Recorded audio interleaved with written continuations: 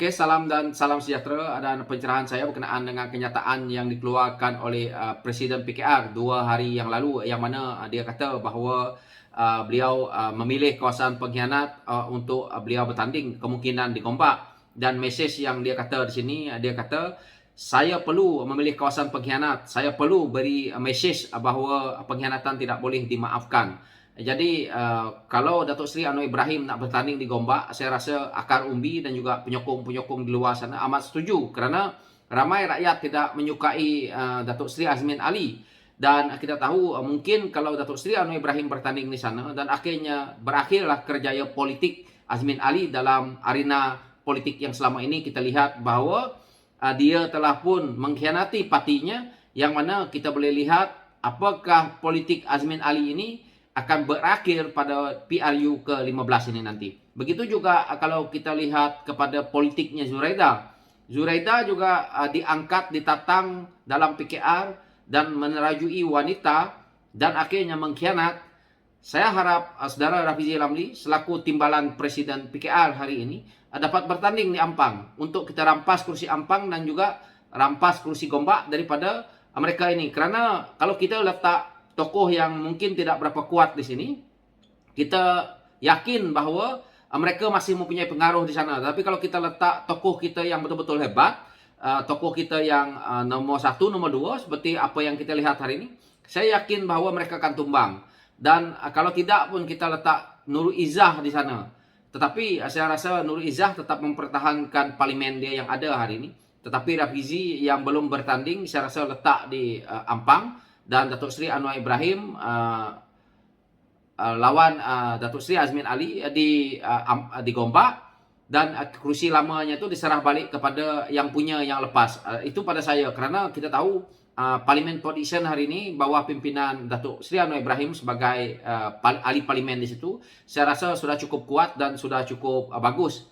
Kerana saya lihat Datuk Seri Anwar Ibrahim turun ke underground setiap waktu di sana. Dan apa yang kita lihat hari ini, pengkhianat-pengkhianat yang lain ini juga kita perlu humban mereka di PRU ke-15 ini. Dan kita harus mengakhirikan kerjaya politik orang-orang politik yang seperti ini, supaya tidak di masa hadapan menyusahkan kita rakyat.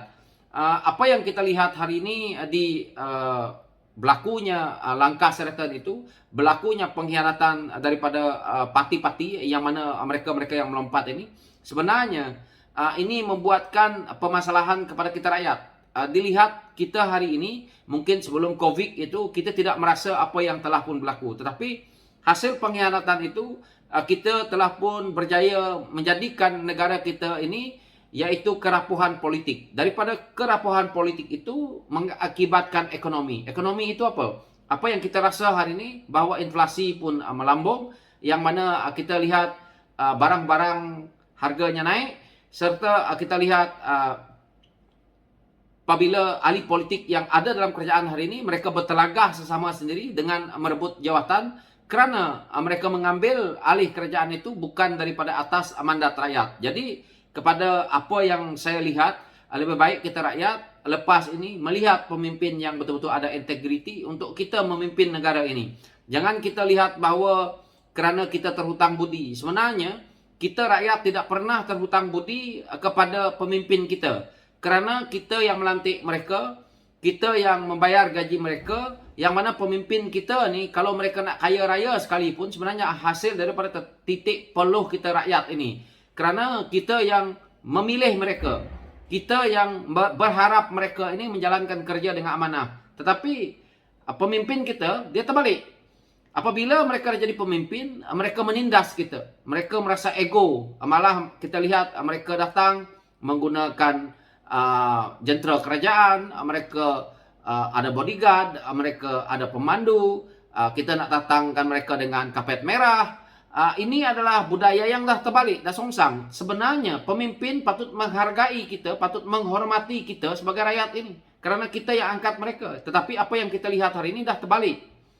Jadi pengajaran daripada apa yang berlaku di PRU ke-14 yang kita lihat hari ini, yang diwar-warkan bahawa kerajaan ini seolah-olah kerajaan daripada mandat rakyat, seperti mana yang dikatakan oleh pimpinan-pimpinan PAS, sebenarnya mereka bermimpi. Inilah kerajaan pengkhianatan yang didorong oleh mereka yang dah kalah, yang mana racun yang ditanam dengan menggunakan apabila kita lihat Kongres Maruah Melayu itu, lepas itu kita lihat mereka nak tubuhkan kerajaan Melayu Islam, tetapi di dalam kerajaan Melayu Islamnya pun ada MIC, ada MCA, ada gerakan, ada juga parti daripada Sabah Sarawak, ada juga pimpinan-pimpinan daripada Sabah dan Sarawak.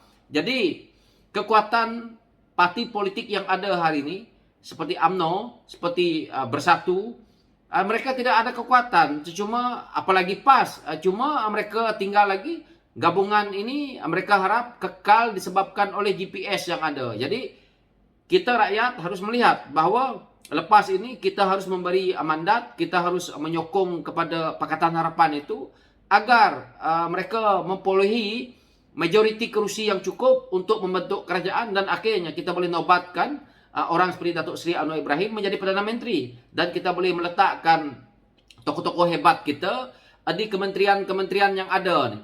Kerana kita nak bersihkan kita punya kementerian-kementerian yang dah ada ni, yang mana hari ini kita tahu hutang negara begitu besar disebabkan oleh ketirisan yang berlaku.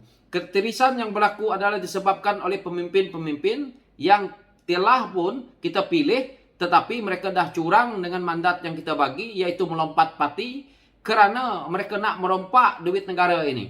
Kalau kita lihat hari ini, pimpinan yang mana kita lihat ada menteri yang sebelum itu dilihat sebagai muflis, tetapi boleh bayar hutang dengan cara cash dan akhirnya selamat. Jadi apabila mereka memegang tampuk kepimpinan, mereka nak kuasa, mereka nak gelaran, mereka nak merompak duit kita. Itulah yang kita lihat hari ini. Mereka dibayar gaji berpuluh-puluh ribu, beratus-ratus ribu, tetapi tidak menjalankan amanah itu dengan baik. Inilah yang kita lihat hari ini. Dan saya harap kita rakyat selepas ini harus kita humbankan pengkhianat-pengkhianat dalam politik ini agar tidak membarah. Sebenarnya mereka ke politik untuk kepentingan pribadi. Dah jelas kita boleh lihat hari ini mereka lakukan apa yang di kementerian, semuanya untuk kegunaan parti mereka sendiri. Apa yang kita lihat, Zuraida jadi menteri hari ini tidak memberi fungsi apa-apa. Azmin Ali asyik mengumumkan berbilion-bilion, tetapi tidak ada impaknya kepada negara. Jadi kenapa kita nak pilih orang seperti ini memimpin negara kita ini? Kenapa kita nak pilih mereka yang dah pun kita lihat seperti kata melompat ini, nak juga kita pilih? Kita ada pemimpin yang lebih baik, yang ada integriti, yang boleh kita ketengahkan. Apalagi kita ada tokoh-tokoh muda macam Zuraidah ni, dah expired dah, tukar aja. Lepas ni kita boleh lah kata bye-bye Zuraidah tu. Dan kita tahu bahawa selepas ini baru mereka tahu langit itu tinggi atau rendah, kerana tanpa logo PKR siapalah mereka itu. Jadi itu saja pencerahan saya berkenaan dengan isu ini. Maka kita tolak pengkhianat-pengkhianat yang melompat di PRU ke-14 yang lepas, dan juga di langkah seratan itu, agar negara ini kembali maju, kembali pulih daripada masalah yang kita hadapi hari ini. Sekian, terima kasih.